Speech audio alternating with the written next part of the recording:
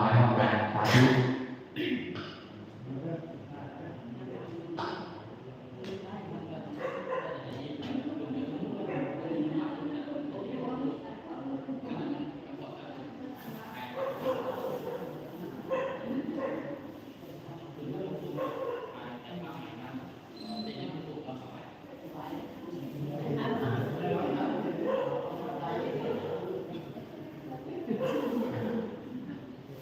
ชุดที่3มาชุดแรกคนเดียว12 ชุด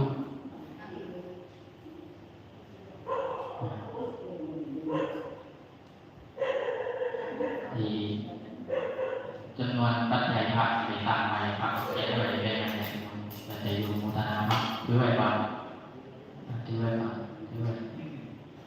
ตอนที่จะประเคน1 2เอาประเคนพวกกันสาธุ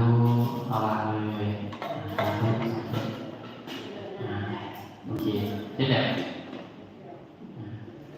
อันนี้เราให้ยกมาตุยยังไงยังไงเดี๋ยวเสร็จก่อนกวาดน้ำม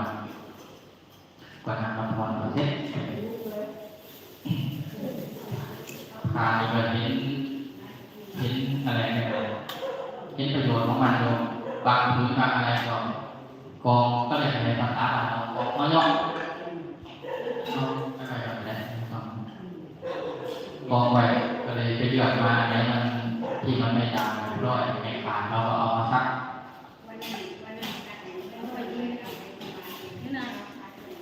เพิ่งเห็นเมื่อวานก่อนก็เลยซักใหม่ไม่ได้ดูถึงอูดถึงนั่นยังไงเพราะว่าไม่ได้ตายวันตั้งพระอยู่พระแรงเดินไปทำบัตรประชาชนเราไปพาลูกไปได้ของทะเบียนวัดบูโตอาจารย์นั้นวัดเรามีผู้อาศัยทั้งหมด3 รูปมีหลวงปู่คำมีพระแล้วก็หลวงปู่มนแค่นี้เพราะว่าหลวงพ่อหลายท่านไม่ยอมย้ายท่านอยู่วัดคลองสารเพชรวัดคลองสารเพชรแต่จริงเราต้องย้าย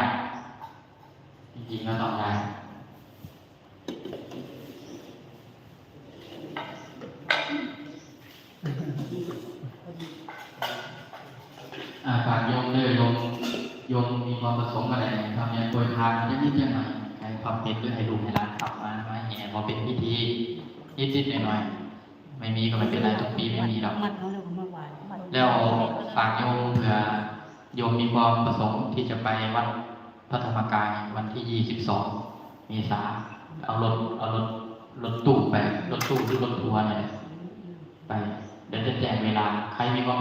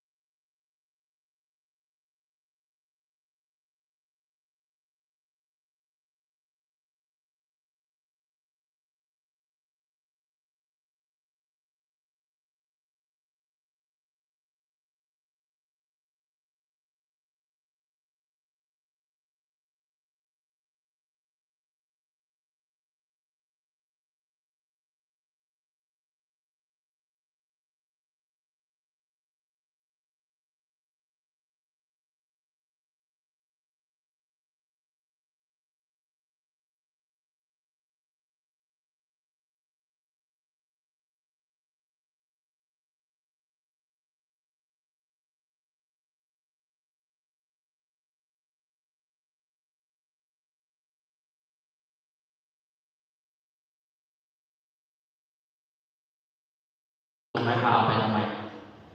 พระเป็นสื่อภาษีก็ดีโยมเห็นไหมสุประตู 12,000 บาทเหมารถเข้าไปส่งหมด 3,000 มื้อนึงได้แค่ 7,000 แล้วก็หาตึกนี้